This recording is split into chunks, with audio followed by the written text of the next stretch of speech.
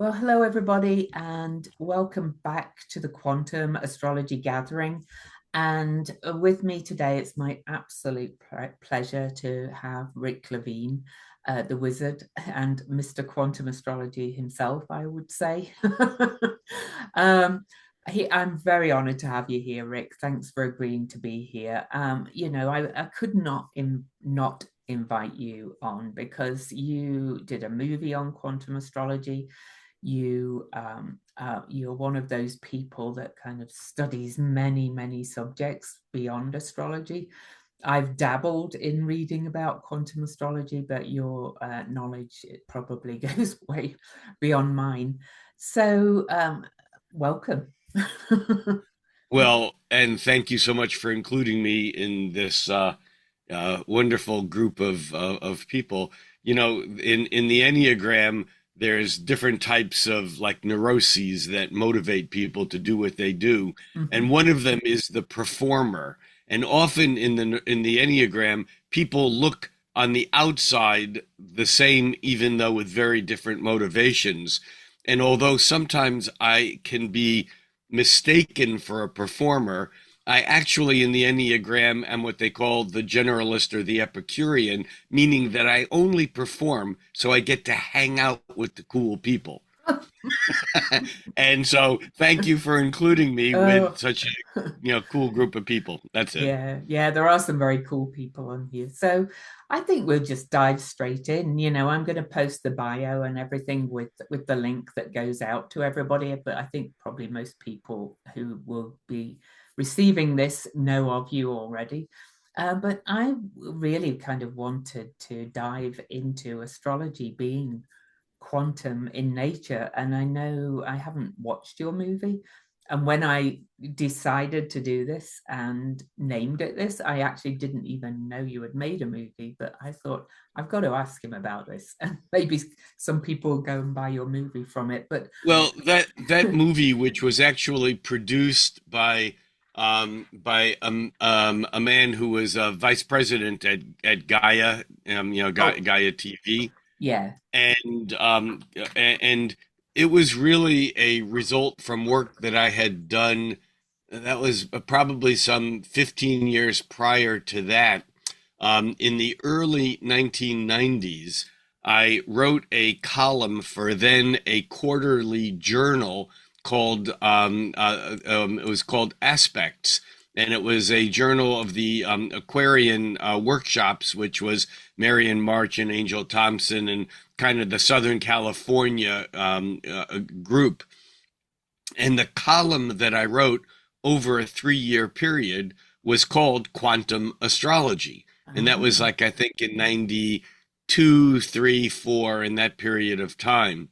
And during that time, one of my close friends at that period of time was a man who I had met at a party a year prior to that, and a man whose work that I had been using since the late 80s in my workshops and in my teaching.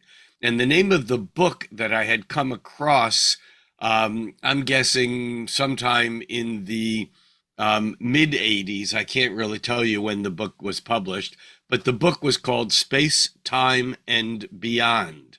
Mhm. And it was co authored by Fred Allen Wolf and Jack Sarfati, both of whom were PhD theoretical physicists. And it was illustrated by a man named Bob Tobin. And it was kind of like a cartoon book of Oh. quantum physics. And then a little later on, I discovered that Fred Allen Wolf wrote a book called Taking the Quantum Leap, which I read and devoured and used in my teachings. And then one day I ran into him at a party here in Seattle, and we became really good friends. Mhm. And Fred was is a retired tenured professor of theoretical physics from the University of California at San Diego, UCSD. And as I was writing this column on quantum astrology, Fred, who was a physics professor, and I don't know if you remember the movie What the Bleep Oh, is Going On. yeah. Okay, Mhm. so Fred was the wise-assed physicist who sat on the stone wall, who had the last thing to say about pretty much everything in that movie, including the closing remarks of the movie. Uh-huh. And Fred became my my physics professor, who, when I wrote these columns, would read them and go, "This is interesting. This is interesting. This is wrong. You need to go back and read this book by Schrodinger and Uh-huh. read chapters 5 and 6 because he really talks about this and you're not understanding it." And so my bottom line is that I know my physics is solid here because it's been run by, you know, Well, yeah. someone who's actually a real physics teacher, and someone who's, I mean, and Fred's books include The Dreaming Universe and The Yoga of Time Travel and The Quest of the Eagle and so many other brilliant books. And I actually went to college to be a originally to be a geometry teacher with a major in math and a minor in physics. And I quickly changed that. This was in the late 60s. And I changed that to be a psychology major, which is what my undergraduate work is in. But I've always had a strong love of science and math. And you didn't ask me, but that's my background story of why, all this fits into what I do. And when I was asked to do that documentary with Sacred Mysteries, that still is available through Gaia. Mm. And when I was asked to do that, the title that we came up with was quantum astrology, and that's kind of always been my background, kind of Mm. label. And even though I began working on this concept back in the late 80s, early 90s, and writing on it, it really has been the underlying foundation of all the various work that I've done in astrology, because it's my contention that not only is astrology quantum, Mm. but that in fact we've gone through a major shift in thinking of of what we might call our paradigm or approach to how we view the world. We know about the shift of paradigms from the from the geocentric to the heliocentric model that occurred around the time of Copernicus, Galileo, Kepler, and kind of was finalized by Newton's work. Mm. And we come out of this, what I like to call the Newtonian paradigm, which is a paradigm that's based upon gravity holding everything together, and that the universe is basically like billiard balls, where things are defined by cause and effect relationships, where if we know the various parameters and the speed and the spin and the velocity, we know exactly where things will end up. This kind of came to a height not only with Newton, but with Descartes, who basically, I think, therefore I am Descartes. Although I like the Tom Robbins line, he says, "Don't put Descartes before de horse." Never mind. Um, Anyhow, the idea of Descartes was that if he had enough mathematical formulas, he could know everything in the universe. And Mm. obviously, at the late 1800s, beginning of the 20th century, 1900s, as scientists began peering into the subatomic realms, everything fell apart in a major kind of way. Yeah. And in fact, in the early part of the 20th century, maybe through the 20th century, physics, the hardest core of all the hardest core sciences, basically went soft. Mhm. It bellied up, and we had, at the height of that transition, we had books like The Tao of Physics and the Holographic Universe and the Dancing Woolly Masters and all these books about how the new understanding of theoretical physics the cause and effect went by the wayside. Linear time disappeared. The fact that man is separate, I say man, I mean human, is separate from nature, and therefore nature needs to be managed and, and improved upon. The idea that things are particles, that atoms make up the universe, the idea of certainty of cause and effect, all these things kind of went to the wayside, and astrology largely by the mid 1900s, the mid late 20th century, astrology was still acting as if it lived in a Newtonian world of cause and effect, predictability, Mm-hmm.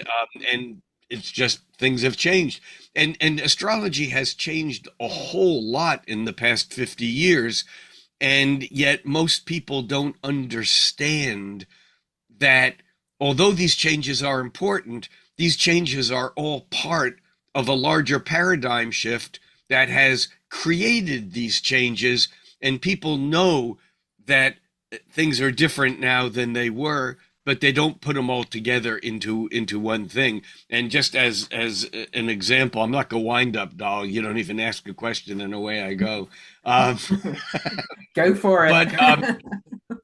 but just as an example, aside from the fact that most modern astrologers are less interested in prediction than they are in co-creation, rather than wanting to just tell a client what's going to happen. They want to work with that client to help that client make the best choices at whatever the intersections are that the client might be going through. Now, that in itself is an important shift. But I think the biggest shift that most astrologers don't even think about, is the concept that in 20th century physics, Einstein was awarded the Nobel Prize for his work in photon mechanics, the idea that light is a particle of energy called a photon, and yet when we're not measuring that photon, light appears to travel as a wave. And in physics, this is called the particle wave duality, that the atoms of Democritus being an ancient Greek philosopher who hypothesized that everything was built by these non-perceptible tiny particles that were called atoms, and that atoms were the indivisible basis of the Legos, if you will, of building the universe as we know it. And basically the particle wave duality very clearly shows that we can measure light as a photon, as Einstein knew that we can do the mechanics and the math, and we understand that light travels, and when we measure it, it appears to be packets of energy. And yet it doesn't propagate that way, and we can very clearly show that light travels like waves, like electromagnetic energy. It travels like waves, but as soon as we look at it, in that moment, it becomes a particle. And this underlies the huge shift in astrology, because planets, let me back up 1 second and say that most astrologers will spew the ideas of Hermes Trismegistus, Hermes, the 3 times great, the psychopomp of Egypt, the predecessor of Mercury, Hermes, or Thoth, the giver of the emerald tablet, and we say, as above, so below. And of course, we forget that in English, we bastardize the real meaning of what that is, because if the words actually say something more like, as above, so below, the within of things is as the without of things. Now, that doesn't mean in any way that the without, the above, and the within, the below, are cause and effect of one another. It doesn't mean that the out is making the in, the planets are making, what's happening on the inside, although that's what many astrologers think, as above, so below. What happens up there happens down here. The Emerald Tablet actually says that the two of them are actually one. Mhm. That the above and the below, the And without and the within are one, they are the same.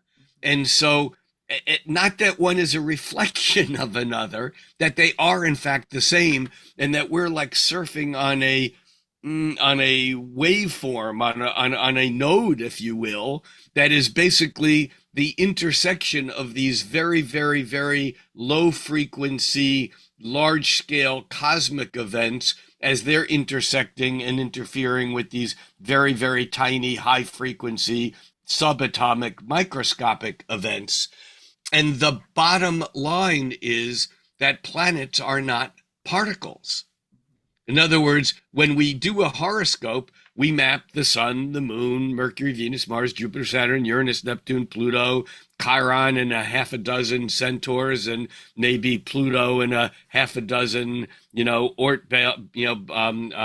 Kuiper Belt objects, or whatever, or maybe a handful of asteroids, or maybe 5 or 10 or 20,000 asteroids, but they're all particles, yeah, except they're they're not. only particles when we measure them. They are propagating as waves. Now, Mhm. I call the planets BFPs. They're particles, but they're big fucking particles. I But like they're that. still particles. Yeah, yeah. When we look at it, when we're not looking at the moon, it's waving and it's making, or it is corresponding with the rising and falling of the tides, with menstrual cycles, with rhythms that Mhm. only becomes a particle when we look at it.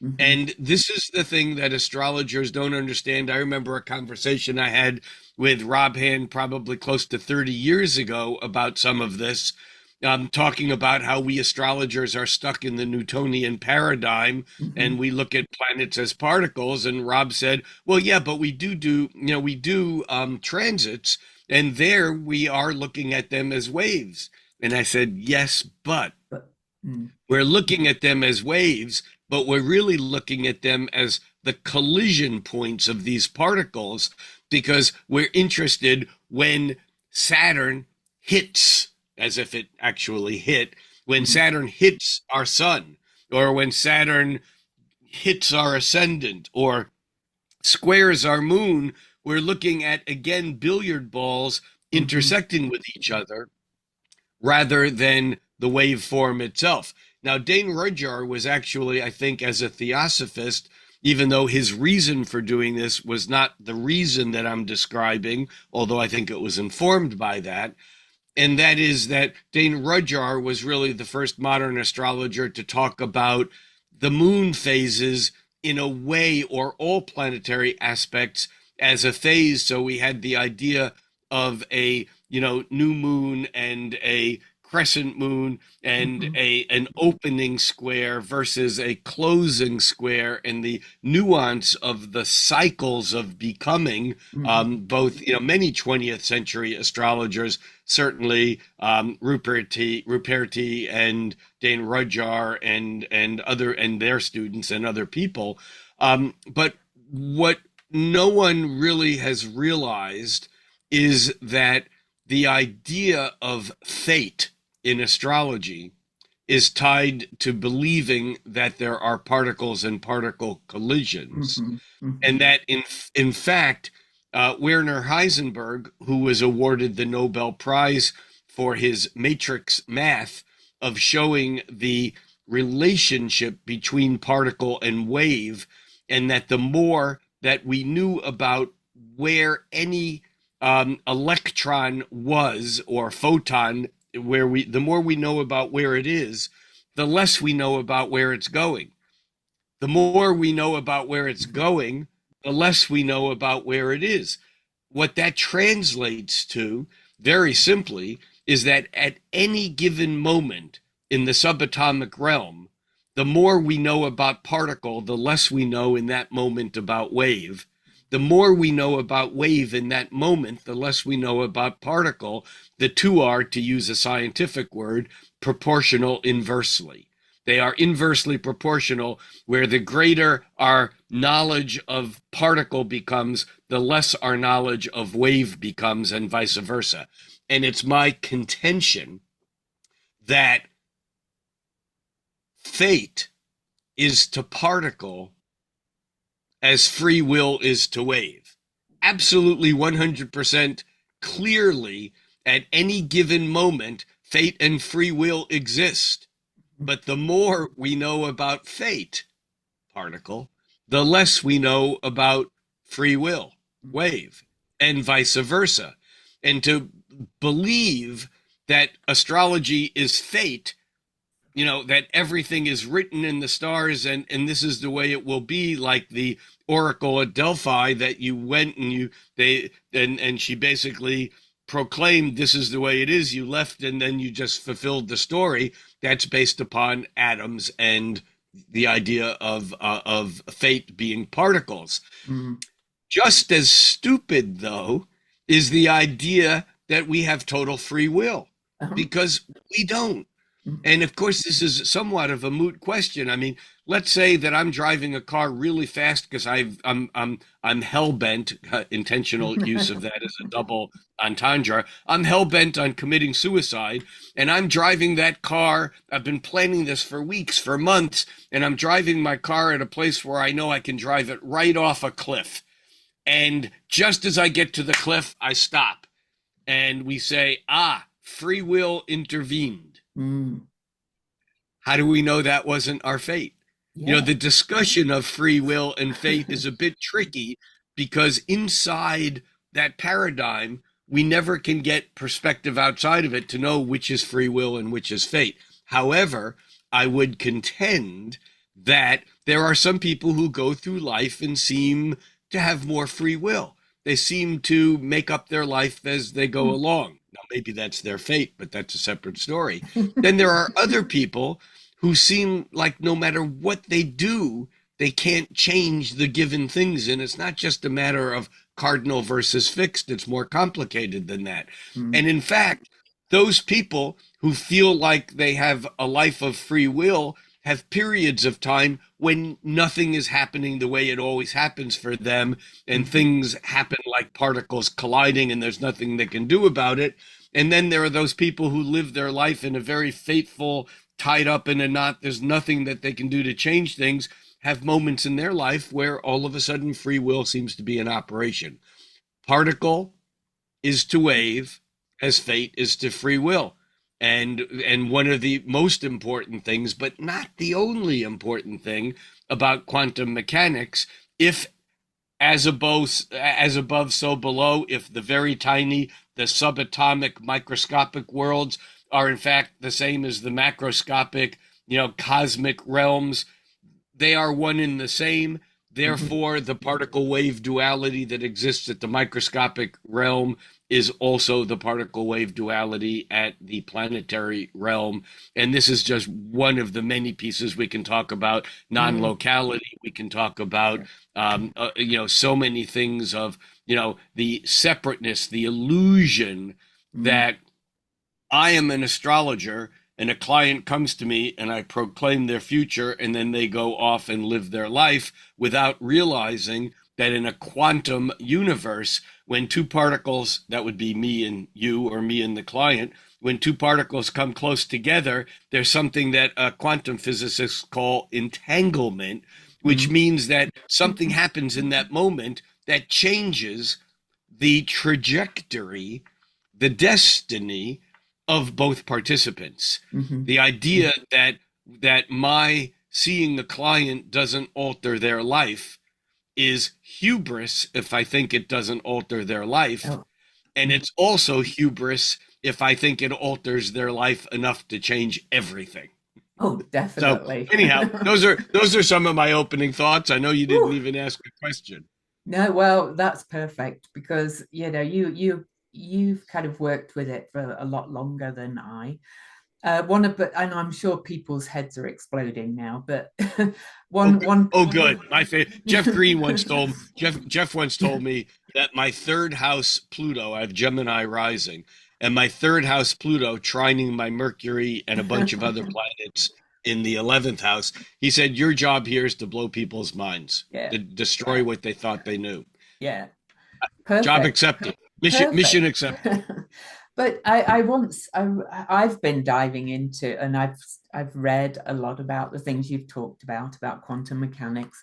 One quote that I did read though was, if you think you understand quantum physics, then you don't understand quantum physics. Is Actually, that the exact quote, this is Niels okay? Bohr, who is Okay. considered to be one of the fathers. Actually, it's probably Max Planck, who is the Yes. real father of quantum physics. Yeah. But Niels Bohr once said, and this was the direct quote, quantum physics is not stranger than you think.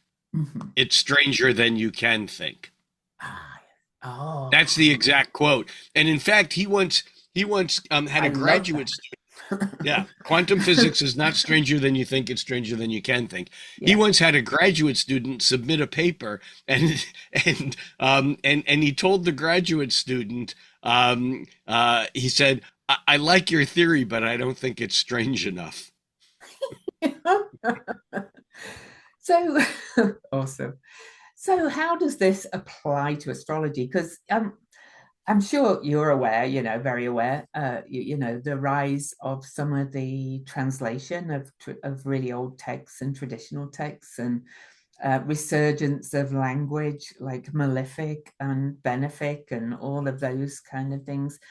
I kind of, coming from a quantum approach, it kind of concerns me a bit about what that puts in people's minds when we're working with them, when we use that kind of language, because astrology is the language of the stars, really. So that, yeah, go on.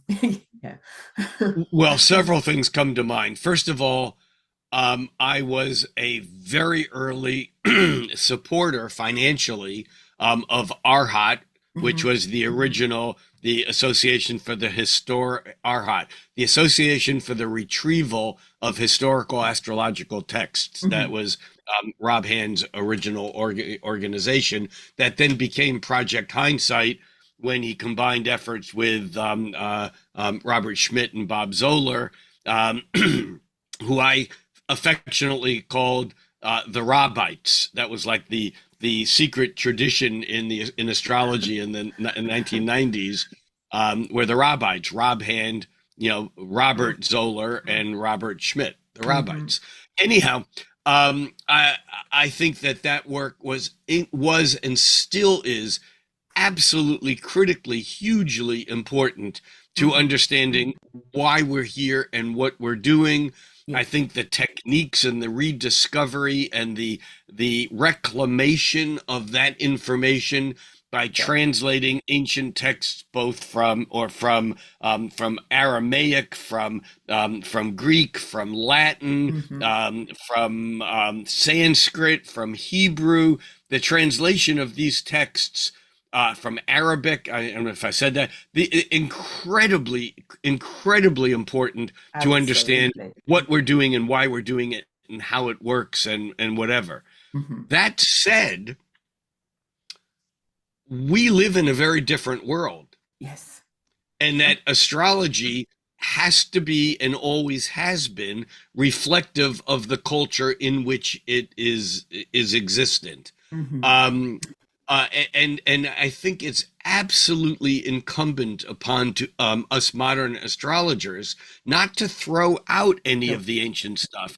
Remember, it was Johannes Kepler who wrote in Tertium Inter Venus, which is kind of roughly translated as the third person in between, Mhm. and he considered himself that third person in between the ancient tradition and what was becoming modern science. And in Tertium Inter Venus, which in some ways is his analysis of where astrology is, and he had not. He's often misquoted because he thought the astrology of his day was just as stupid as many of us professional astrologers think that popular astrology is when it comes to, fashion and sun sign and whatever. And of course, I wrote sun signs for several decades, Yeah. 3 decades, two and a half, 2 decades plus.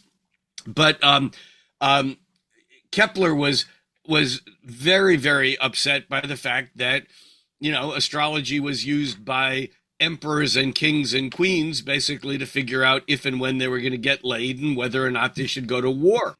And if they were Nothing's going to changed. win, yes. Right. Yes. So in Tertium Intervenus, Kepler cautions modern natural philosophers, there was no word scientist at that time, that in their haste for discovering, the reality of what really was, that he cautioned them from, quote, throwing the baby out with the bathwater, unquote. That's where that quote comes from. And of course, it was that in those days, there was one bath and the man of the house got it first. And then, the pecking order was the wife and then the oldest children and the person who was bathed last. And now the fairly dirty water was the baby. And so the idea of not letting the baby out with the bathwater was the water was pretty dirty and mucky. So in this, I'm saying that we have to be careful not to throw out the baby. Here is all the knowledge of the ancient astrologers out with the rush to try to modernize astrology and turn it into some post 21st century scientific analytical tool of modern science. On the other hand, we need to remember that astrology was basically written by guys for guys. And Yes. this, it's Oh, like the one thing that I feel like a broken record because I say it so many times, and in some ways, I feel, I don't want to say embarrassed, but I feel like something's wrong. Here I am, an old white guy, basically saying, astrology is not most useful if we think of it as basically a tool for old white guys, which is where it came from. Okay, some of them were very young rather than old, yes. and they may not have been completely white, but they were male. And that the patriarchal views of astrology are still, it's in so many things. I mean, I think planetary dignity is an important concept, Mm-hmm. but don't tell me that there's something wrong with Mars in Cancer. Or, I mean, or my Mercury in Sagittarius. I or don't know. Mercury in Sagittarius. I mean, Yes. Rob Hand also has a Mercury in Sagittarius. And I know that people who really understand the deeper mechanisms here Mm-hmm. don't disagree with what I'm saying, but the Mm-hmm. fallout is we have a generation of astrologers who came into Yes. this through the Hellenistic, and even or the Jyotishi, the Yes. Vedic tradition, where there is much more heavily leaned onto the ideas of cause and effect Mm-hmm. and patriarchal judgment of this is good, this is bad, Mm-hmm. of this is a benefic, this is a malefic, this Mm-hmm. is an afflicted aspect, the language, and I and again, if anyone thinks that there's something not powerful, or wrong, with a Mercury in Sagittarius, or a Mars in Cancer, Mm-hmm. just watch, a mama defend her cubs, her kids, her home, her family. Someone that Mars in Cancer may not be interested in conquering that which is out there and weaker, and it's not interested in raping and pillaging and taking the fortunes of war for one's own greed. Mm-hmm. Instead, it's just concerned with the insecurity of what happens if my boundaries are messed with, and how do I Mm-hmm. protect myself and my loved ones. And the same would be true for any planet in its exile, detriment, or in its fall. Mm-hmm. But there's a deeper concept here, and that is, although I use this word, I hate, okay, that may be a little bit strong. I try not to use the word rulership Same. because rulership is a patriarchal colonialistic term. Yeah. Planets don't rule anything. They Mm-mm. basically hum in a natural sympathetic vibration to something else. But Yes. when we get to this idea of of ancient astrology, we just come up with terms that Mm-hmm. actually infiltrate our thinking, that basically alter how we work with it and how we think about it. Mm-hmm. And I'm sure like you, I get so tired Oh. of hearing, astrologers or people who have been to astrologers who come to you as a client, come to me or come to us as a client saying, 5 years ago, my astrologer told me that because I have a 3-degree Aquarius moon, that when Pluto got into Aquarius, my whole life would fall apart. And because Saturn is here and whatever, I'm really stressing. I'm really worried about what's going to happen because Mm-hmm. blah, blah, blah, blah. And my response is, yeah, go ahead and worry about it. It'll happen. Yes. Yes. Yes. Because we co-create, Yes. because we co-create, and Yeah. it's not just a matter of a self-fulfilling prophecy. Mm-hmm. I think there's a very deeper understanding of how vibratory universe works, Mm-hmm. and homeopathy, how a right vibration is going to pick up on a subtle that's going to actually magnify it and then manifest it. I mean, Mm-hmm. the mechanics here are fascinating and important. But I don't remember what your question was, but the answer is yes.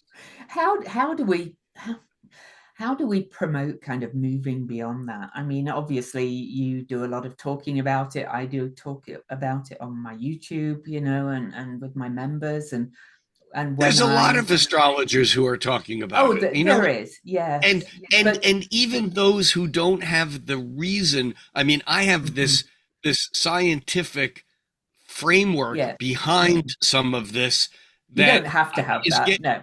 But that's right. That's Yeah. right. If you've read Dane Rudhyar, you understand the concept of cyclicity. You Hmm. know, but even still, we lean on the illusions that were propagated by what Deepak Chopra calls the problem of modern science. And Hmm. the problem of modern science, he says, is built upon its belief in the medieval superstition of materialism. Yes. It's a great way of saying it. It That is. science suffers from its belief in the medieval superstition of materialism. Mm. And because of that, even the astrology that many of us more enlightened astrologers practice still have that belief underlying it, because when you take a cycle and divide it in half or in quarters or half of Mhm. a half or Mhm. half of a half of a half, or Mhm. if you divide a cycle by 3 and Mhm. then half of that, you end up with this division by 12, Yeah. because 12 is a magical number for many reasons. Hmm. And there are many astrologers coming from the Hellenistic tradition who believe that using 12 signs of the zodiac is absolutely significant. Well, it's significant, but without it, astrology would not work. And I think that's just another level of hubris, Hmm. because, I mean, especially when people come to me and say, so what about Ophiuchus? Are there 13 signs up there? I answer, there are not 13 signs up there. There not even are 12 signs up there. There are no signs up there. No. There are 12 signs in here. We Yes. made this shit up. We Why? just, Because it's useful and it's good shit, but it's yeah. still made up. When Yeah. we look at a constellation, we're not seeing stars that are close to each No. other. In fact, we can look at stars that are 60 degrees apart in the sky, or even 90 degrees apart in the Hmm. sky, and they can be way closer to each other than two stars that look like they're right next to each other, because Hmm. one could be 4 or 5 light years away and the other one can be 100 million light years Yeah. away. And it's just, it's crazy, the illusion that we have that there have to be 12 signs. Now, why is this important? Well, this gets into the whole work that I've been doing on what I've come to call harmonic aspects, but that's just one tip of a much Mm-hmm. larger concept that goes back to ancient Vedic traditions where they use divisional charts, like the ninth harmonic Mm-hmm. chart, which is the Navamsha chart, which is a completion chart, but it's based upon doing a chart where there's like 40 degrees every time you go around. Mm-hmm. So any planet that's trine, you go around once, 42, 80, three times 120. That in a Navamsha chart, two planets that are trine will look like they're conjunct. Mm-hmm. But it's also in the early 20th century when we had the rise of the Hamburg school, whether it's cosmobiology or Uranian astrology or cosmobiology, depending on whether you use the trans-Neptunian imaginary planets or not. The point is that the 90-degree aspect, that's 0, 90, 180, 90, or 270 back to 0, Mm-hmm. that those aspects, and in fact even half of them.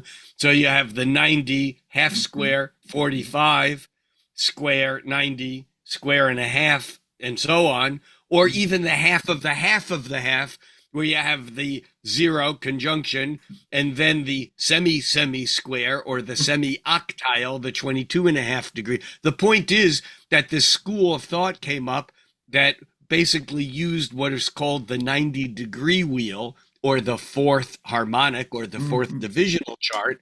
And then in the 1960s, 70s, you had people like John Addy and even David Cochran's work in vibrational Yeah. astrology, John Addy's harmonic analysis. The point is that the universe doesn't know there are 12 signs up there. No.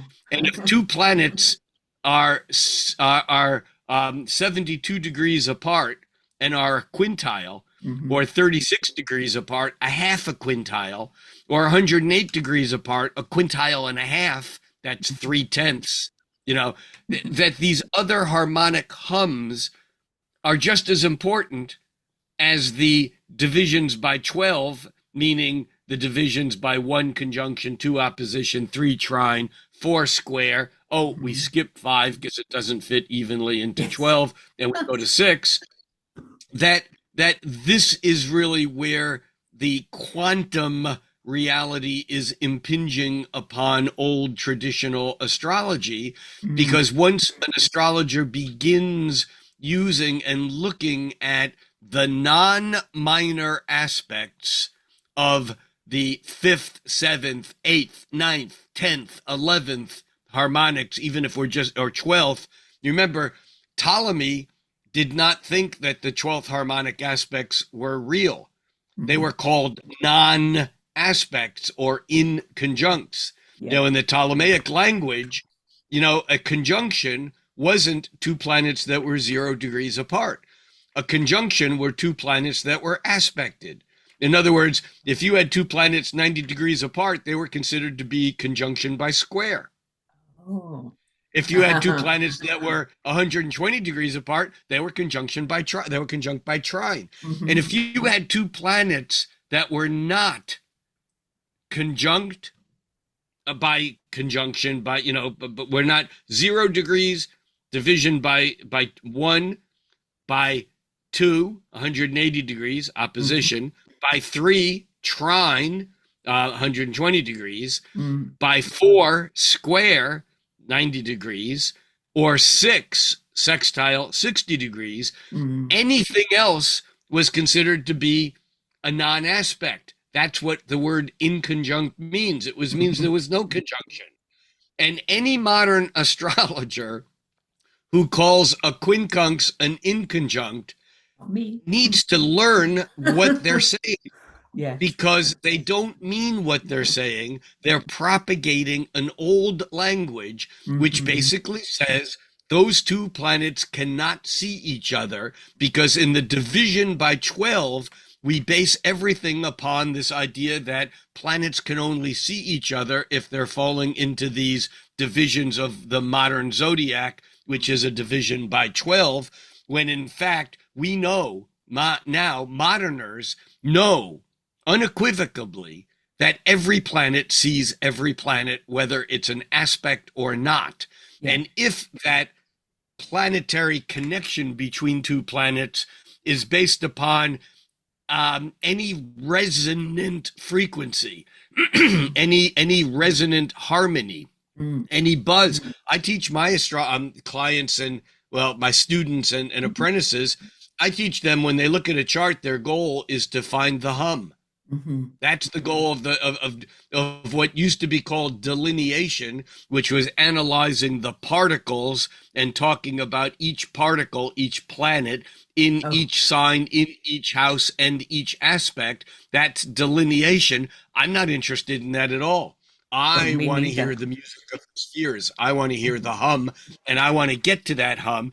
And sometimes the most important hum of a chart has nothing to do with the trines and sextiles.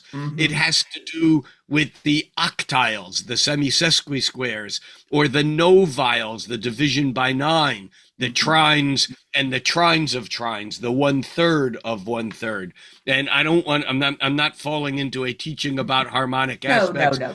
Well, it's a Anyone massive, interested yeah, go but to. anyone interested in that, can certainly delve into harmonics of John Addy or the Mhm, vibrational astrology of David Cochran. mhm, Or I've taught courses, and I'll be teaching again at Kepler College in the winter semester, mm, courses on harmonic, practical use of harmonic aspects, mhm, because they're aspects. They're not just harmonics. They are mhm. aspects. Yes, they are. But it's They are. just another piece Mhm, of this, and that is, what you see is not what you get.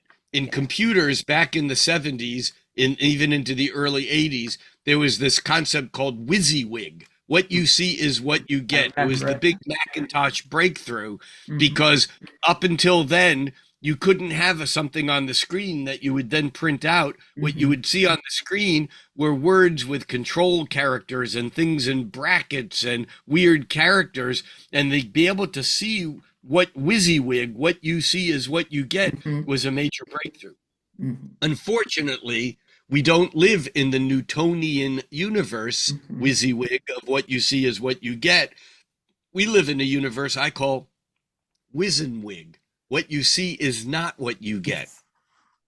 And because of that, sometimes the most important things in someone's chart are not the physical things. They're Mhm, not the marriages, the divorces, the changing homes, the buying, selling of a home, the moving to a city, the changing of a career, the birth of exactly. a child. These are all three-dimensional quantum events of where the invisible has popped into the three-dimensional world. But Mm, according to the quantum physicist David Bohm, there's an implicate and an explicate order, and mhm, that the one is that which is obvious. It's like looking at the ocean and saying that reality is measured by what we see on the surface of the ocean, without even realizing that there is an entire universe larger than the surface of the ocean mhm. that's beneath the ocean. Yeah. And quantum astrology says, I don't want to be misled by the appearance of those things on the ocean. I want to know what's under the surface. Mm, And here's where we begin to get into nodes, because nodes are basically where two waves intersect, mhm, whether it's the wave of the moon going around the earth. Because remember, the moon is not a particle, even though, look, there's a full moon. There's a first quarter moon. That's moon as a BFP, as a big fucking particle. mhm, But as the moon is waving rhythmically about 13 cycles a year around Earth, and at the same time as the Earth is waving one cycle a year around the mhm, sun, where these two waves cross, that creates a node. And the word node is a Latin word. It means knot, mhm, Knot. That when you use the word node, you're just saying there's a knot, mhm, Knot.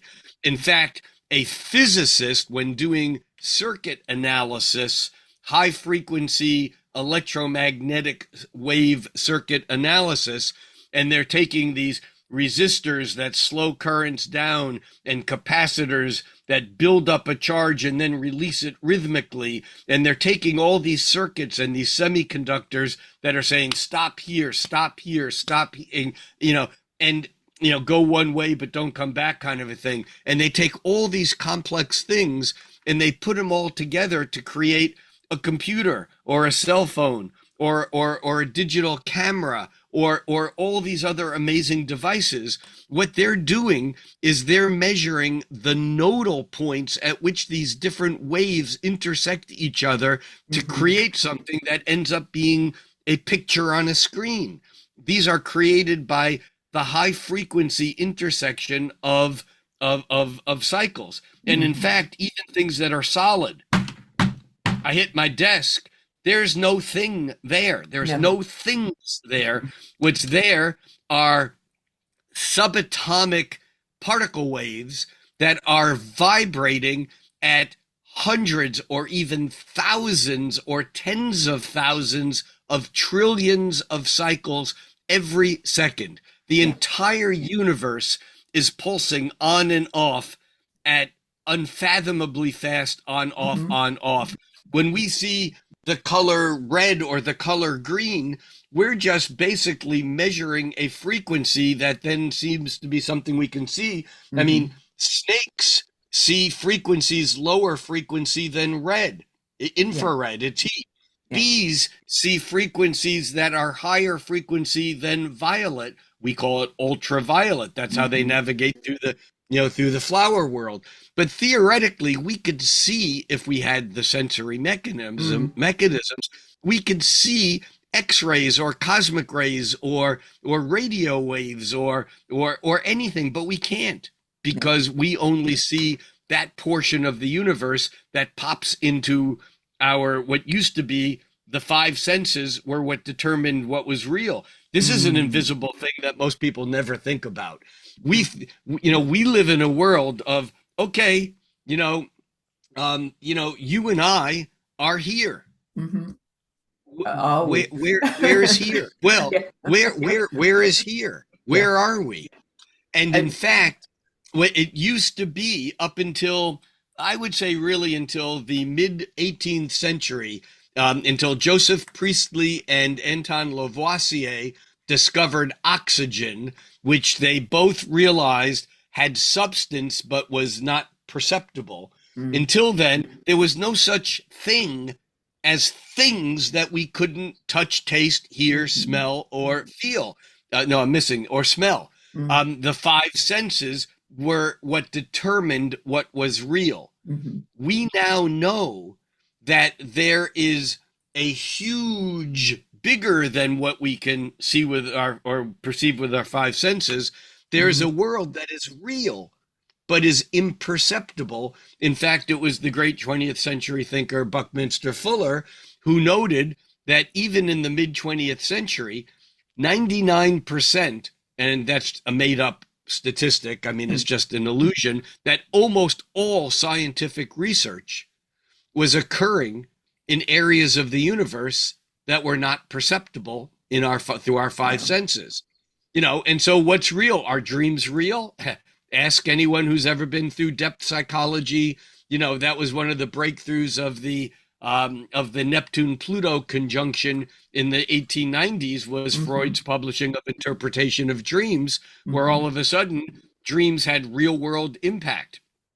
I mean, this whole thing of what we don't see is actually what we might call the Saturnian planets. It used to be Saturn was the end of the universe. Liz Green's brilliant book, Saturn, A New Look at an Old Devil, is basically because Saturn was and is in the Hellenistic tradition. Saturn's the gatekeeper. Beyond Saturn, there was nothing. That was it. It was scary because it was finality. Jeff Green came along, and I know he wasn't the only person, but he wrote that very important book on Pluto, The Evolutionary Journey of the Soul, that basically made astrologers more aware that Saturn was not the end of the road. In fact, it was really just the beginning of all the invisible transformations that occurred after death, before birth, or in the unconscious subconscious, in the hell realms, which is everything that's not on the surface. So, what was Mm. your question? So, Wind them up. Just wind them up. well, for the listeners, because I know that most of my audience, well, I have a lot of astrologers in the audience, but a lot of them are kind of younger, more beginning astrologers. Now Yeah. we've blown their mind. How can we bring it down? I know you say in your bio that astrology is a tool for empowerment, understanding, and creativity. I can't and combine astrology, spirituality, science, and religion. I believe we have to combine it all, and the head and the heart, as you say.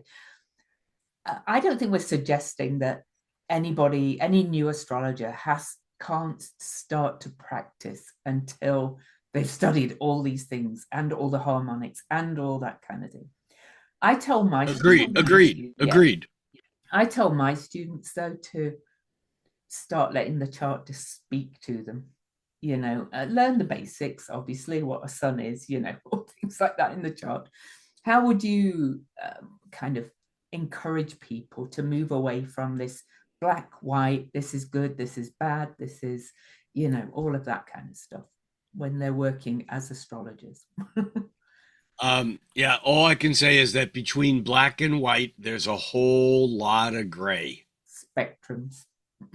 And we live in a bifurcated, bipolar, on off universe because our nervous system is ultimately binary. Mm-hmm. A nerve in our body either fires or Or it doesn't. mm-hmm. And so we have this bifurcation where we perceive things as mass or light, Mm-hmm. particle or wave, Mm-hmm. fate or free will, red state, blue state in the United States, Mm-hmm. um, progressive or conservative or liberal, whatever these divisions are, we make these extremes and then we bifurcate them until they're so extreme that the extreme doesn't work anymore. Mm-hmm. And I think Nietzsche wrote about this. He called it nihilism, Mm-hmm. where those things which we value in this extreme bifurcation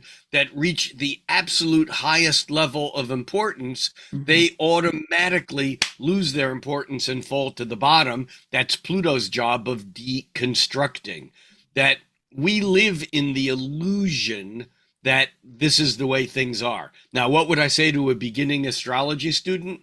I would say the same thing I would say to a beginning saxophonist who is listening to John Coltrane play These Are a Few of My Favorite Things, or listening to Keith Jarrett, play these amazing, piano, or any music. When you listen to it, and you say, wow, this person's talented and wow, it's so magical and it all comes together.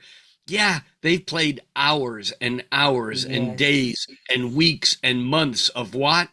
Practicing Practice. scales.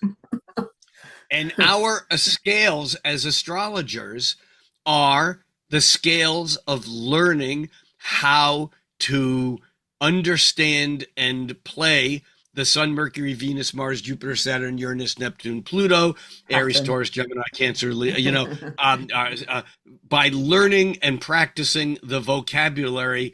And the way we do that is looking at charts and going to our cookbooks and reading what other people say and what other people think. There's nothing wrong with this. There's Mm-hmm. no quick 0 to 90, unless you got a transporter beam that just beams you over.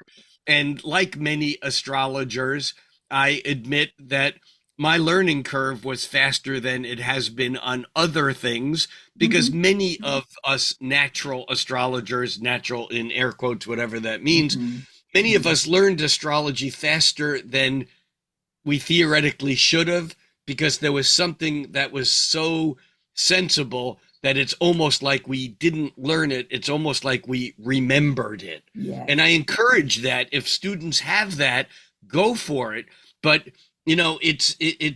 there's nothing wrong with looking at charts and only having a sun, moon, and ascendant. Is Yes. that always the most important thing? No.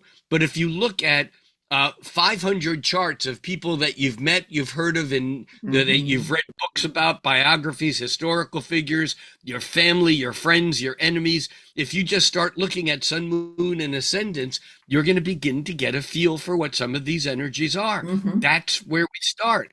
And although what you see is not what you get, what you see often has some really good clues that It are does. really important, even if there's invisible stuff behind it that you're not yet seeing. So absolutely jump in wherever you can. Even in my chart interpretation classes that I Hmm. do through Patreon, my Hmm. chart interpretation classes, I teach astrologers that when you're looking at a chart, in whatever the things that you've been taught for chart interpretation, all cool. I'm not saying you shouldn't do any Yeah. of them. But when you look at a chart, one of the first things that you can begin to do, because there's so many things you look at, where do you go? Where do Hmm. you start? Pick something. You look at a chart, what's the first thing you see? I Yeah. don't care what it is. You may see that person's Mercury is exactly conjunct my moon. I don't care what it is. You may Hmm. see that that person has three planets in such and such sign, or that or whatever. Hmm. Whatever it is you see, jump in there and think about Hmm. that and ask the person you're talking with, how does this work for you? What does this Yeah. mean for you? Yeah. Don't go there as the person who knows everything, because you Oh. don't. And I tell Mhm. my students over and over again, there's a lot of amazing teachers out there. Go study with some of them, because I Mhm. have my perspective. I'm a good teacher, but there's Mhm. amazing other people out there that have amazing perspectives that I don't have. Go Mhm. find them and study with them. But if you find a teacher that has all the answers, get the fuck out of there immediately, because they don't. That's my only rule. Yeah, and it's so true. And I'm glad you brought in the ask the person too. But even in my opinion, in what we put out in our podcasts and what we talk about and the general aspects, I still think we also have to be mindful about listening to what's happening in the world and kind of seeing how that's all interacting And I with. would even take that a step further. I don't think that Mhm. we have to be mindful and that we have to listen. I Mm. think that it's not like we have to listen to the client. It's we have to engage in dialogue, not Yeah. monologue. And Yes. I know that Yeah. as a person, I have a pile of planets in fire. Mhm. I have an air rising, Gemini rising. I Mhm. mean, you've just seen me in action. I can talk. There's no Yeah. question about it. I have a Cancer moon, and I Mm. train myself to, when I'm with a client, is sometimes just shut the hell up. Yes. Just listen. Because we can gain more about listening to a client for 2 or 3 minutes, than we can about telling them all the cool techniques and things that we can see when we're looking at the Oh, chart. uh, Communication is a two-way street. well, I've got a, Gemini moon facing a Sagittarius stellium. I can talk and I have opinions. Oh boy, do I have them. But I go into a client session and I'm holding space for that client and listening to what they're Holding saying. space. Yeah. Holding space is, Yeah. and now in what's going on out there in the world, I mean, I don't care who had whatever answers they thought they had. And at this Mhm. point in time, I go on record here. I'm going to say that I'm going to get tired of hearing myself saying this. Mhm.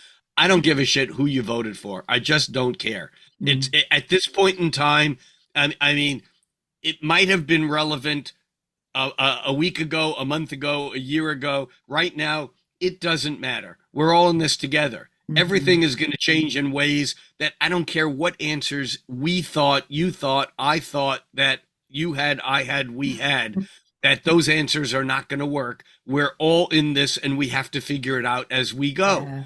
And in order to do that, we have to somehow step beyond these assumptions that in whatever one of the 20 or 30 or 50 or 100 different things are that I could disagree with you about, we have to agree that somehow we need to get out of this Yeah. together.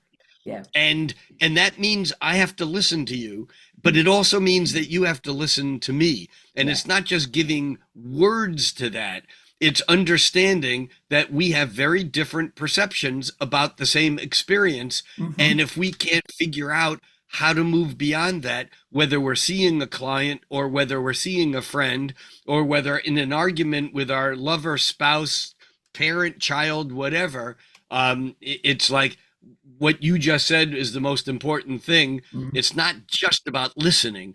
It's No. about we have to practice everyone how to hold space. Hmm. I mean, I encourage all of my would-be astrologers, friends, students to spend time thinking about why do you do a chart. Every class I Mm. teach, that is a long-term class. Class one is all right. Let's just spend some time. Let's go around the room. I'm going to give you a minute or two to think about it. Why do you do charts? Why would you do a chart, whether it's for a paying client or a friend or a potential mate, or why do you look at a chart? Mm. Because the reason you look at a chart, whether you've given it thought or not, will determine what you see when you look at that chart. So you That's better true. think about why you're looking at it. It's Are you true. looking at it to make predictions? Are you looking at it to make a decision? Are you Mm. looking at it to figure out what the hell's going on out there? Are you looking at it so that you can appear like you know what's going on to someone who doesn't? I Mm. mean, and there's no right wrongs here, but we Mhm. need to basically do that. And my intention when I look at a client chart has changed because I've been doing this. I've been consciously thinking about why I look at charts Mm. for a little bit over 35 years. When I first read that Buckminster Fuller used to rewrite the Lord's Prayer every year because Wow. it didn't reflect what he thought that he really wanted to be praying every day, Makes sense. That makes sense. And and so I have revisited this. And today when someone says, "Why do you sit down with a client? Why do you do a chart?" My answer is the reason why I do charts is it's the most effective tool I have to create sacred space where magic can occur. Mm. That's it. Yep, I like that. My white, And my. everybody's different. Yours may Oh, not be mine. I mean, yeah. Well, mine is more to help people kind of really understand how they work and and to there's you know absolutely nothing wrong yeah, with that. yeah. Which And in fact, I that, think that that's magic though, to kind of really I was just going to understand how say, you work. I don't think the two of ours are different. I think we've Exactly. just focused on different words to Yeah, say it, and that yeah, certainly has been, one of my intentions. And yeah. in talking, certainly, I'm not interested in telling anyone what's going to happen on a certain date. I am interested in telling someone if you're driving toward that cliff and you don't take your foot off the gas and gently start working the brake, then you'll go over the cliff. Hmm. Does that mean you'll go over the cliff? No. No, it means if and here's the bottom line on all of this. I do astrology because it to me is an effective, maybe the most Mm. effective, but it's an effective tool to help people increase their awareness. That's Yes, it. Buddhism 101. The only thing we can change is our awareness. Why do we go exactly. to therapy? We go to therapy to change our awareness Awareness. because if our awareness changes, then our trajectory can Yeah. change into the future only because we have choices that we didn't know we could make previously because our awareness has changed. That's it. So I have one last question. We are on the verge of Pluto I don't moving into. I don't believe that, Luz. There's no Gemini person in the world who has one Oh last no, I have a question. million questions. I don't want Yeah. to keep you So all day. I just want to go on record. I'm not being Aries argumentative. I'm just No, I know being you're not. I uh, know you're not. interactive. I'm choosing one more question, shall I say? We are, as we do this interview, right on the verge of Pluto moving into Aquarius, and leaving Capricorn for the last time in our physical lives, from our perspective. And I see so much, kind of fear out there in the online about the rising autocracy, or this is plutocrats, this is what it's going to be like for 20 years. How It's not that simple as you say. What would be how you and I both kind of do these forecast videos where we're talking about the energies and how to work with them. I think we use a similar approach. How can we Sure. speak about Pluto going into Aquarius differently? I don't think it has to be autocracy, for however many years.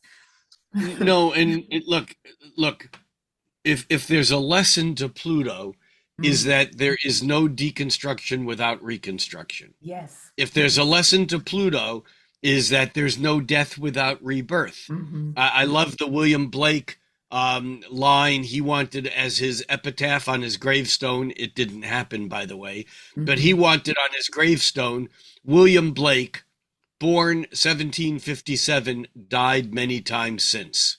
Mm. Okay, every death, whether it's a petite mort, whether it's a French little death orgasm, whether it's your parents telling you no, you can't have that candy bar, whether it's a job that didn't turn out the way you want to and you're being Hmm. fired or you're quitting, whether it's a marriage or relationship dissolution or breakout, every no, every Saturnian appearing end of the world, end Hmm. of the road Hmm. is like a death. Hmm. And death is not the end. It's Yeah. the beginning of the metaphysical part of the magic that reoccurs in spring when Aries has the rebirth. Hmm. And so I am not by any means a pessimist, a cynic, a doomsayer, but I'm also not an optimist. I'm a possibilist. I Yes. love Caroline Casey's, Yes. entertain possibilities, Yes. entertain possibilities. Hmm. And, with Aquarius, and it's not just, you see, there's a trajectory here that's not Pluto going into No. Aquarius. We have about a century and a half until we get to the 2000-year period Hmm. of the age of Aquarius. Mm. I know everyone's math here differs. I don't care. Yeah. If you're looking for real events and you Hmm. want something that seems to be the beginning of the age of Pisces, well, damn, we have a close enough birth of a character that is given the name to the predominant, not only religion, but the predominant metaphysics that governed the history of the world. Now, I know there's indigenous histories, there's Mm. histories of India and China and Polynesia and South America that have nothing to do with the Christian trajectory. Mm. But for all practical purposes, we're here in this world today, wherever you live, because of a 2,000-year trajectory of the Mhm. age of Pisces that largely was fed by Greece, Rome, London, Yeah. United States, Washington, D.C. I know it's way wider than that, Hmm. but if an age is in fact 1/12 of the wobble of the Earth's axis, the age, if it began around the beginning of where we count our damn years from, that we have to wait until roughly 2,170 to 1,160 years for Hmm. the age to complete. So I don't care where the math is. I may be off 5 years, 20 years, 50 Yeah. years. We're not in the age of Aquarius yet. No. And the age of Pluto is not a sign of the age of Aquarius, because Pluto will move into a sign roughly 8 times while it's in or getting ready for the next age, because it does that about Yes. every 250 years. Yep. Now, the fact of the matter is that when there were all 7 visible planets in Aquarius in February of 1962, Hmm. many people said that the Oh. avatar for the age of Aquarius would be born. And there was important stuff that went down during that time. Mm. During the great conjunction, the Jupiter Saturn conjunction around Christmas of 2001. No, Yeah. Tw- yeah, 2000, in 2000. Yes. 2000. Um, Yeah. Also more Aquarius energy Hmm. when there were all the outer planets, the Saturn, Uranus, and Neptune moving, from Capricorn into Aquarius in the late Hmm. 80s, early 90s. Also, but that's not Yes. the age of Aquarius, which is still probably a century off. Now, what does that mean? It means that we are in a huge transformational period of Yeah. time, that Pluto in Aquarius is giving us absolute glimpses and foundational Hmm. awarenesses of what may be happening over the next century, as Hmm. did happen in the early late 80s, late 1980s, early 90s, as happened in the early 1960s, when we Hmm. had the musical Hair. This is the Oh, dawning of yes. the age of Aquarius, and so on. And so Pluto moving into Aquarius is certainly a piece of a puzzle, Hmm. but so is a Saturn Neptune conjunction at the beginning of the zodiac at 0 degrees of Aries. Yes. And so certainly is also the fact that Uranus will be trining Pluto, through 2026, 27, 28. And so we Hmm. are at an absolutely magical turning point. The election in the United States was an important piece of that, Hmm. but it is by no means the defining factor of what will unfold over the next few years. Yeah. What it is a it you know what it is? It's like having a heart attack or a stroke Mm. at age 35, and then changing your life, beginning an exercise program, changing your diet, changing your lifestyle, and Hmm. living happily until you're 95 years old. Yeah. Yeah. We've just had this event, and Hmm. there are many people who are incredibly excited for it and say that it's the best thing that's ever happened, and there are many people who are saying it's the worst thing that ever happened. Mm. Doesn't matter. Doesn't matter. The event has happened. Hmm. Now Yes. we're all going to need to figure out what we need to do as the Mm. ramifications of this event begin to ripple through our lives. Hmm. And again, it doesn't matter what we thought last week or last month or last year, the ramifications are not going to be what we thought they were. There are going to be some things that, no matter how blue wave, radical, lefty, hippie, alternative, all the new age, whatever no matter how that of that end of the spectrum you are on, there are Mm. going to be some things that come out of this that are going to blow your damn mind, Hmm. because things are going to come out that are going to really put some things that were invisible to you or to me on the map, that are going to allow us to deal with things that we didn't even know were a dietary issue. I'm thinking of the medical industrial complex. I'm Yeah. thinking of, I mean, there may be other things. I don't want to bifurcate or say anything right Mm. now that increases the sense of polarity Oh, or bifurcation. But the fact definitely. of the matter is that no matter how dyed in the wool you sure were that this man was going to save everything, there's going to be realizations also that, oh my God, this isn't going the way I thought it was. And Hmm. again, it doesn't matter where you were on any No. spectrum yesterday or last year or last decade. And from that standpoint, Pluto moving into Aquarius is really representing the deconstruction. Pluto's job is deconstruction and Hmm. reconstruction. Pluto's job is enforcing the emotional realization that the end of the road is not the end of the road. It's the Yes. beginning of a transformation. And the word transformation means to go beyond Hmm. form. That's what it means. Trans Yeah. is beyond form. And so the form that we're going beyond is the form of what we thought we had in the structures of Hmm. banks, governments, Yeah. big corporations, roads, buildings, national ideologies, the Constitution of the United States Hmm. of America, the judicial system of the United. I mean, all these things, we're now in a state of going beyond those forms. Hmm. On the other hand, as Pluto moves into Aquarius, instead of going beyond the forms of those structures, we're now going into a deconstruction so we can reconstruct Hmm. the form of what our social collective consciousness is. Yeah. Because remember, Aquarius is the collective, Hmm. but it's also the individual within the collective. And the downside of Aquarius is a termite colony or a beehive, or what I like to call Borg mentality from Star Trek. It's the, who are you? We are Borg and we shall assimilate you.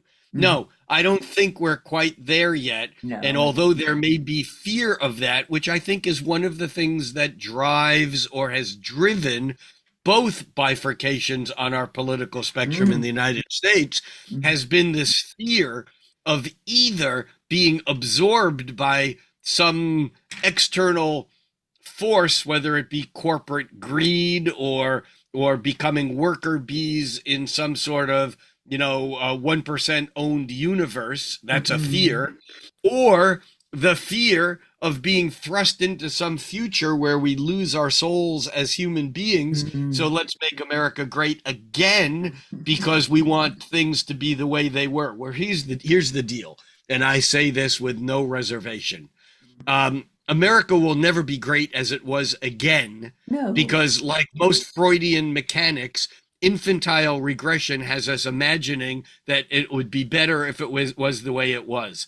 Well, things were never as good when they were as we think they are in the moment when Yeah, we compare that to the fear of what we have, which is around the corner. yeah. We are in a new world and it's unfolding. We're not we if there's one thing that the Kamala Harris campaign had right, although it was worn all wrong, Mm. is we can't go back. We're not, yeah, But we it's can't. not but it's not about whatever this political decision was that No. made it the United States, because Mm, we can't go back. We are going forward. And what does that mean? And no one knows yet because we're too bifurcated on each mm, end of that spectrum of each knowing this is the answer. Jump into the future, do this, forget about that, suppress all this. If you're like that, make it go away. Just mm. think this and think like the hive and just go forward. And then on the other hand, it's like, I'm afraid of what that means. I'm not going forward. I'm holding on to everything that I knew. I'm holding on to my tradition, whether Mm, it's the South shall rise again, whether it's white supremacy, male patriarchy, whether it's Hellenistic astrology. I want mhm, things to be where there's answers, cause and effect, and mm. neither one of these are going to work. Neither one of these Certainty. are going to work. And That certainty is gone. Certainty is gone. And what that means is that we only have one job, and that's to practice holding space in yes. a world of uncertainty. And isn't it interesting that, let's just say, other leaders in the world are also trying to re to make something great again. I'm thinking of Putin, of course.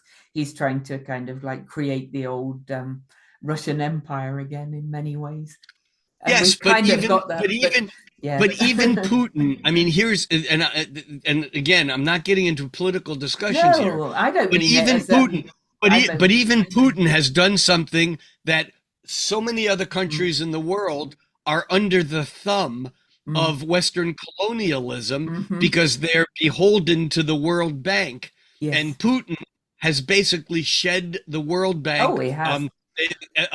From and of course this is a great threat to the West.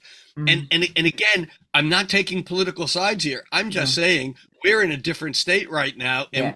and it's like being when Pluto was back in Capricorn last time round. The idea that there could be a nation that didn't have a monarchy or a person owning it or running it was alien. Yeah. The idea that we could live in a world without corporate greed or Mm, without that sense of colonial ownership is still foreign. Will we mm-hmm. get there? I don't know. I don't know. But this is not a time to be lazy, Mm-hmm. whatever side of whatever spectrum you live Mm, on whatever issue you have. I mean, in the United States, we had so many people who voted in specific referendums for the government needs to take their hands off the woman's body. yeah. That was like an overwhelming thing that came across in this election, and Mm-hmm. yet the party that was put in power is doing exactly that. The dance Yeah. ain't over. The deal is not done. Oh, You know, no, no. on the other hand, we had a Democratic, blue, liberal, whatever party basically screaming that, the fear is that these guys are going to take choices away from women, while Mhm. at the same time, that very same party was taking choices away from medical doctors and healers who have Mhm. been working their entire lifetime, who felt that vaccinations were not necessarily the Mhm. only way to respond to what was going on by somehow mechanistically killing off that symptom, that there were just other issues. Again, I'm not saying one's Oh. right, one's wrong. I'm saying that when it comes to lack of freedom of speech, Mhm. the Democrats don't have it's like people who live in glass houses shouldn't Oh, throw stones. Well, no. think of how many Facebook accounts and how many lifelong, brilliant, health oriented practitioners Mhm. were not only silenced, but were put out of business because they didn't necessarily share the same party line as the big money that was making Mhm. tons of money and still are off of the sale of, pharmaceutical Drugs. drugs that may cure symptoms, but may at the same time not fix any underlying issues of health. Mhm. And it's been said by people way more than me, who are way deeper into this than I do, than I am, and that is that the United States doesn't have a healthcare system. It has a Oh, sick maintenance system. it does. That when you get sick, we can keep you alive and charge you for it, but we're Mhm. not making you well. No. And that's another whole deep dive. But again, all I'm saying is that when we come to the fear around Pluto in Exactly. Aquarius, it's the same thing as having a fear of Saturn conjuncting your sun. As Yeah. Grant Louis said, this is a time when the chickens of ambition will likely come home and roost. Yes. But it doesn't mean you're going to die and everything that happens is awful. How many Mhm. of us have been through Saturn transits Oh, where when we were going through them, we said, this is the worst thing that ever happened to me. And 20 years later, we go, that's the best thing yes. that ever happened to me, because if it didn't, I would have never have fill in the blank. And Well, I, that's where we are right now culturally, and it wouldn't have mattered on some level who got into power. no. What matters is that we're in a new dance, a new world, and Pluto in Aquarius is one of many things that will be unfolding over the next decades ahead. Yeah. Many seeds are being planted, and what's happening now, remember, even this election ain't over. Why? And that doesn't mean that Donald Trump won't be president, But but it, it ain't but over because we're in the middle of a Jupiter Saturn square. We're mhm. only a third of the way through that. We're in the middle. We're two-thirds of the way through the Saturn semi-square Pluto, and we're in the middle, only at the first tip of the three Mars opposition Plutos. So we Mhm. got larger transitions going, including the fact that Pluto, Neptune, Uranus, Saturn are all changing signs, Yeah. and that the Saturn Neptune doing it Together. at 0 degrees Aries together. Oh, It's Pluto is just one minor piece in yeah. all of this huge transformation. And then and I would be remiss in doing my job if I didn't say there's something else that's making this transition different than any other and every other Mhm. astrological transition we've ever been through. And that is that the consciousness that we have at this point in time, which is connected instantaneously globally, in a way that resonates instantaneously because of digital, electronic Mhm. communication, social media. Where is here? You and I are here, but we're separated Mhm. geographically. And so this whole thing of what's going on technologically right now, and we're going to see technological breakthroughs over the next Oh, year, 2, 3, that are going to basically make cell phones look like Fred Flintstone, automobiles. So, but nobody knows exactly what they're going to look like at this point either. There's no point in well, it fearing. gets back to holding space, Yeah. learning how to hold Yeah. space in Yeah. uncertainty. Yeah. And, we can be like Luddites and try to make this all go away, Yeah. but it's not going to. So the question Mm-mm. is, this is not just go with the flow. As many people have said, going with the flow is something that only dead fish do. That instead, we have to navigate our way as we're going down this very intensely moving, Mm, stream of evolution. And we need to engage with it, not just play dead. And so exactly. beyond that, I don't have any more answers. My the awareness is the issue. It's how can I stretch what it is I thought I knew yesterday that might make me think something different today, that Mhm. might allow me to make different decisions tomorrow. And see possibilities too. Entertain possibilities. Yeah, yeah, and aside from the collective political thing, you can apply that to your own chart as well. Oh, well, again, Completely. there's no difference. Yeah, There's no exactly, difference. exactly. Yeah. Well, Rick, I could just talk to you forever, but life, cooking dinner, things like that. And I Thank have a you. and I have a plane to catch. Yes, yes, you do. You're a busy guy. I'm So, leaving for India for a month in a few yeah, days, yeah. and but I did want to make time to do this, Thank you. and I'm certainly eager. I know some of the other people who are Hmm. on your little schedule program here, and I'm actually eager to hear what everyone has to say, Yeah. because part of again part of why I'm doing this, as much as I like performing when I'm performing. But as much as I like that, the real reason I'm doing this is I get to hang out with you. I get to hang out with people like Lynn Bell, like Mark Yes. Jones, like Yeah. you fill in the list. They're our friends and our peers, and I like to listen to what they have to say, because when I Me listen to them, too. they make me smarter. Yep. They And make so they increase my awareness, and that's the only thing. and so me doing this means I'm learning a lot from all of you. So thank you. Yeah, Oh, there we go. what's that? Sorry, I thought something popped in. Oh no, no, no, no. But I would, I would enter. I would end this Mm, with something that I would say, always, and that is that if we're talking about quantum physics, quantum mm, mechanics, that astrology is quantum, because probability and certainty coexist same time. yes. Oh, That great. fate and free will coexist, and that navigation and prediction coexist.